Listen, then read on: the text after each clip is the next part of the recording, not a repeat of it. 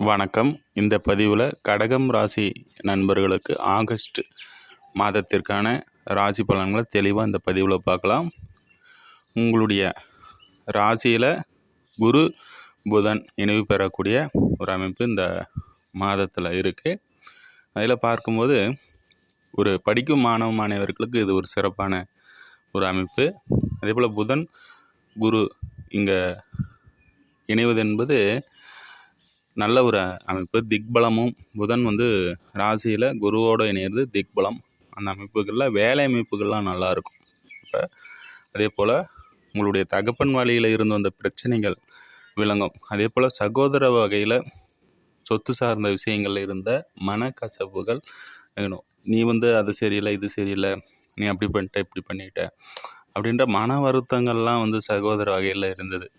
அது எல்லாமே இப்போ விலகி ஏதோ போனது போயிடுச்சு, இருக்கிறதாவது இருக்கட்டும், உறவாது நீடிக்கிட்டோம், எத்தனையோ கஷ்டங்களை தாண்டி வந்துட்டோம் அப்படின்ற மாதிரியான ஒரு அணுகுமுறையில் நன்மைகள் அதிகரிக்கக்கூடிய, பிடிக்குதோ பிடிக்கலையோ, ஏன்னா புதன் குருவோட இணைகிறதுனால நல்ல விஷயங்கள் அதிகரிக்கும். அதே போல் சுப நிகழ்ச்சிகளை கலந்துக்கிறது, சுப விசேஷங்களை கலந்துக்கிறதுக்கு சுப செலவினங்கள் எல்லாமே இந்த மாதத்தில் கடகராசிக்காரர்களுக்கு உண்டாகும். சனி வக்ரம் அடைகிறாரு, பாக்கியஸ்தானத்துலேருந்து சனி வக்ரம் அடைகிறாரு.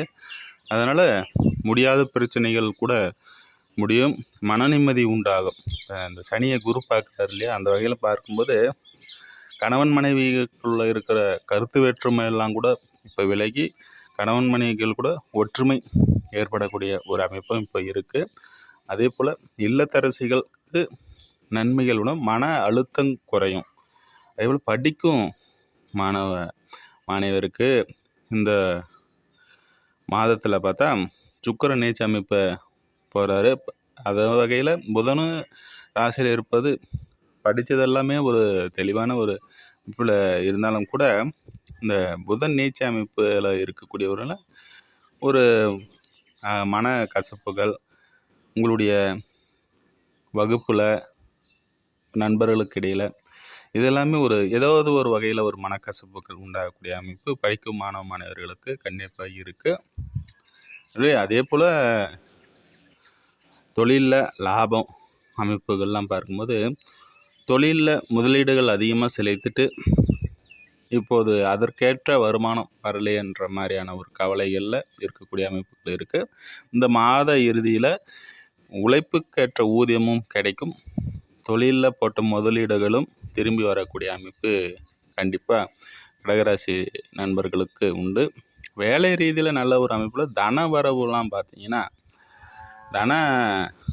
தனாதிபதியும் தனகாரகனும் இங்கே இணையிறாங்க. அப்போ ஏதாவது ஒரு வகையில் வருமானம் கண்டிப்பாக வந்துகிட்டே இருக்கும்.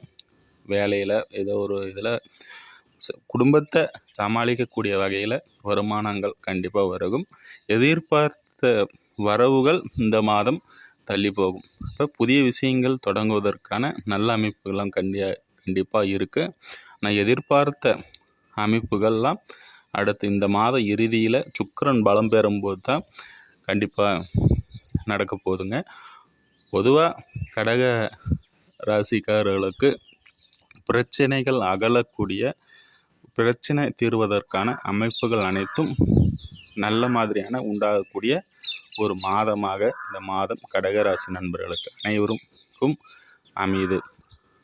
இன்னொரு பதிவில் சந்திப்போம். நன்றி, வாழ்த்துக்கள்.